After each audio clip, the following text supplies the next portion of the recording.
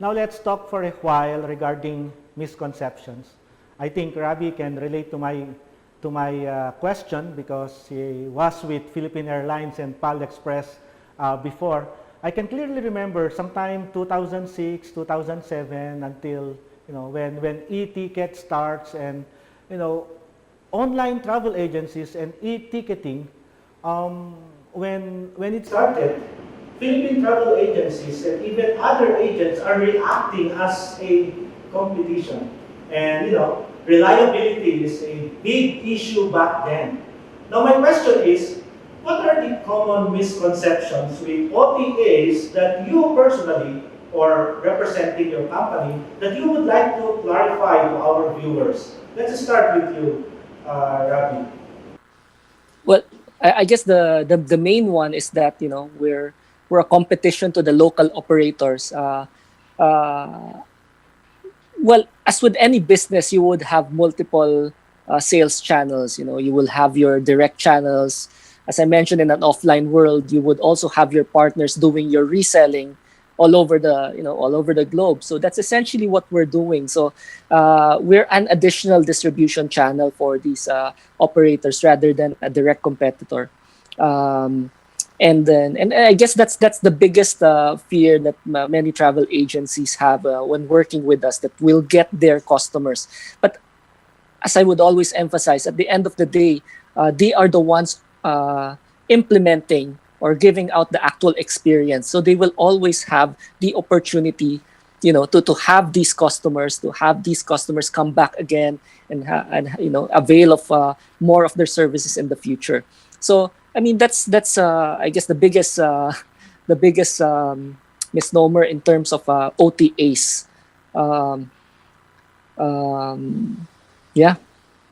Isn't it that our customers sometimes request for the same tour guide, the same van? They will put in the notes, would you please use the same tour guide with my friends before? I've heard so much. Yeah, you are definitely correct. How about you, Adam, in your experience? Is there anything that you would like to clarify about OTAs?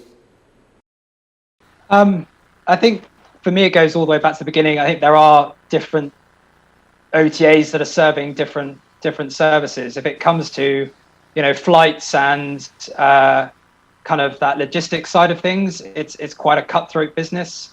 It's very heavily dependent on line.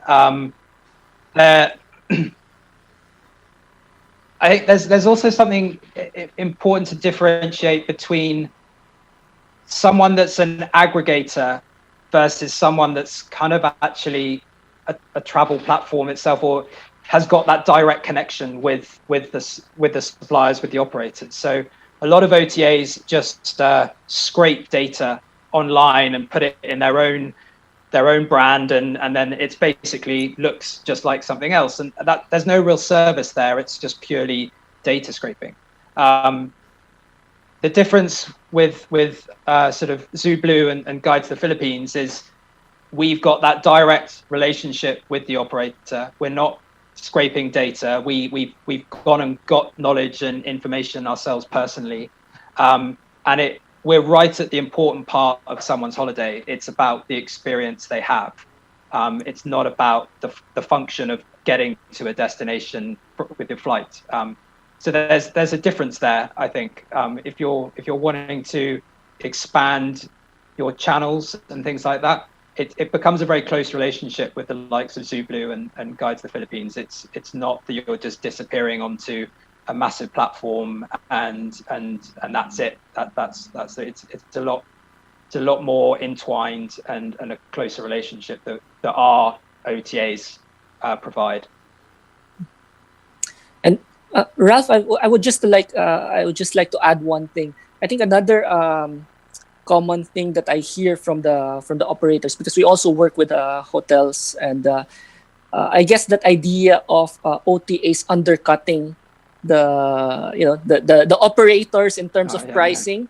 I think that's a very common concern, and I think it really depends on what you would be referring to as an OTA, like with Guide to the Philippines, and I feel that that Zooblue is the same. Is that we let the operators dictate their pricing. We do not undercut them. I mean, we have a business model, obviously, that that provides a percentage of the reward to Guide to the Philippines for every actual product sold. You know, but at the end of the day, we do not undercut because we believe in the growth of the industry. I mean, we don't want to grow it in a way that's mass tourism. You know, I mean, that's not the thrust that we have in Guide to the Philippines. That's why we focus very much on promoting the lesser known destinations. So I think that's one thing that I would want to clear up. We're not here to undercut, not here to get the consumers, you know, and you know, not take them away from the operators and the agencies. We're here to provide an actual service both to our partners and to the general public. So it's really a collaboration. I think that's something I would like to highlight.